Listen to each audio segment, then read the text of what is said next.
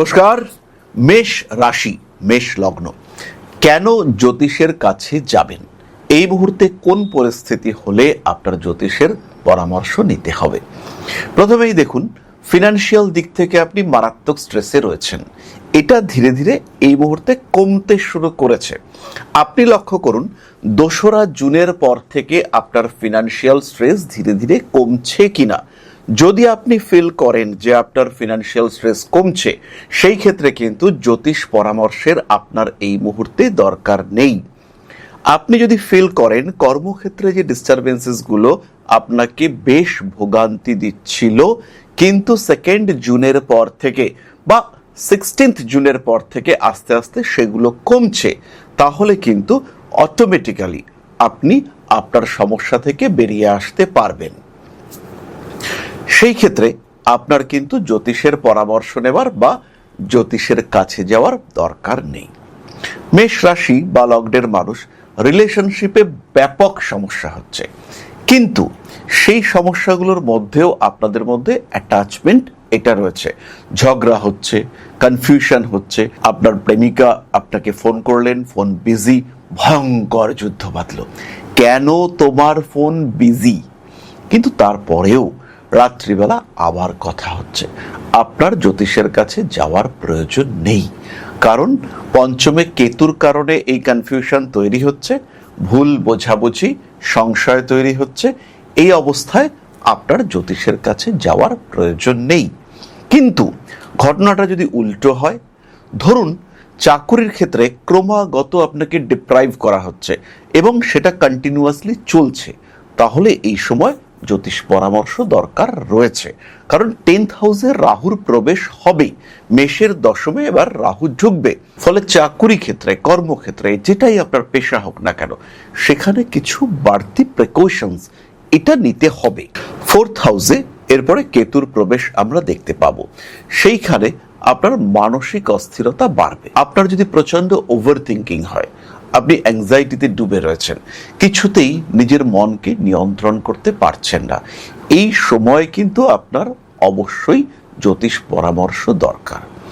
শরীরটা ক্রমাগত খারাপ যাচ্ছে, বারবার আঘাত পাচ্ছেন, জ্যোতিষ পরামর্শ আপনাকে নিতে হবে। এই সময় শনিদেব আপনার দ্বাদশে রয়েছেন, 7.5 প্রথম পর্যায়ে শুরু হয়েছে, দ্বিতীয় পর্যায়ের আগে অবশ্যই জ্যোতিষ পরামর্শ নেওয়া উচিত, কারণ এরপরে কিন্তু আপনার লগ্ন বা রাশির উপরে শনিদেব আসবেন।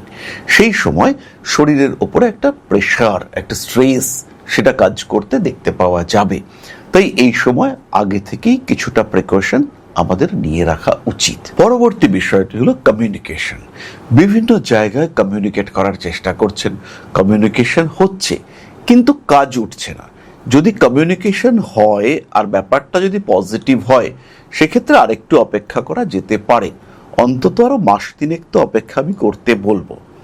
কিন্তু যদি যোগাযোগগুলো কোনোটাই ফ্রুটফুল না হয়, কমিউনিকেট করার চেষ্টা করছেন কিন্তু কমিউনিকেশনটুকুও হচ্ছে না, মানুষটা, সঠিক মানুষটাকে আপনি খুঁজে পাচ্ছেন না, যার হাত ধরে কাজটা হতে পারে, একটা প্রতিশ্রুতি চাই যে এই লোকটা কাজটা করতে পারবে। একটা জমি নিয়ে কাজকর্ম করতে চাইছেন, জমিটার মধ্যে কিছু ডিসপিউট রয়েছে, সেটাকে ক্লিন করতে চাইছেন এবং এখানে কোনো মানুষের সাহায্য আপনার লাগবে, কিন্তু কিছুতেই আপনি সেই সাহায্য করার মানুষটাকে খুঁজে পাচ্ছেন না। তার মানে কিন্তু সমস্যা রয়েছে। মানুষটাকে খুঁজে পেয়েছেন, কিছু পেমেন্ট দিয়েছেন, কিন্তু কাজ এগোচ্ছে না। অসুবিধা নেই, কাজ এগোবে, একটু সময় নিন, কিন্তু মানুষটাকেই খুঁজে পাচ্ছেন না, তাহলে কিন্তু সময় খারাপ চলছে। এখানে জ্যোতিষের সাপোর্ট নেওয়া যেতে পারে। গত বছর খানেক ধরে সন্তান প্রাপ্তির চেষ্টা করছেন, সন্তান হচ্ছে না, এই সময় সন্তান ধারণ করা মুশকিল, একটু অপেক্ষা করুন, সন্তান আসবে। কিন্তু যদি 5 বছর ধরে চেষ্টা করছেন কিন্তু সন্তান আসছে না, তাহলে আপনার জ্যোতিষ পরামর্শ গ্রহণ করা উচিত। আপনার জন্মকুণ্ডলিতে রবি, চন্দ্র, এদের পজিশন, বৃহস্পতির কন্ডিশন, এটা বোঝা উচিত। অর্থনৈতিক দিক থেকে প্রবল টানাপোড়েনের মধ্যে রয়েছেন এবং সেটা বহুদিন ধরে, প্রায় 2-3 বছর ধরে এই টানাপোড়েন চলছে। বারবার চেষ্টা করেও কিছুতেই আপনি ঘুরে দাঁড়াতে পারছেন না, তার মানে কিন্তু খেয়াল রাখতে হবে এখানে গ্রহদের সমস্যা রয়েছে।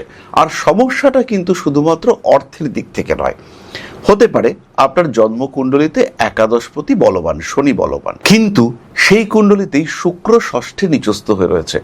আয় তো আপনার হবে, কিন্তু ব্যবসা করে তো আয় হবে না, আর আপনি ব্যবসারই চেষ্টা করে যাচ্ছেন। সুতরাং এরকম ডিসিশন কিন্তু আপনার জন্য ঘাতক হতে পারে। তাই সমস্যা কিন্তু আয়ের ক্ষেত্রে নয়, সমস্যা আয়ের উৎসের ক্ষেত্রে। তাই প্রপার প্রবলেম, প্রপার সমস্যা কোথা থেকে ডিস্টারবেন্সেস আসছে, অরিজিন, এটা খুঁজে বার করবার জন্য আপনাকে জ্যোতিষ পরামর্শ নিতে হবে।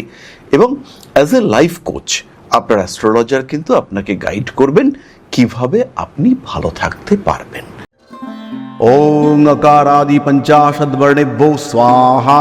ओं प्रतिपादादि तिथिभ्यो स्वाहा। ओं कृष्णपक्षाय स्वाहा। ओं शुक्लपक्षाय स्वाहा। ओं अमावस्याय स्वाहा। ओं पूर्णिमाय स्वाहा।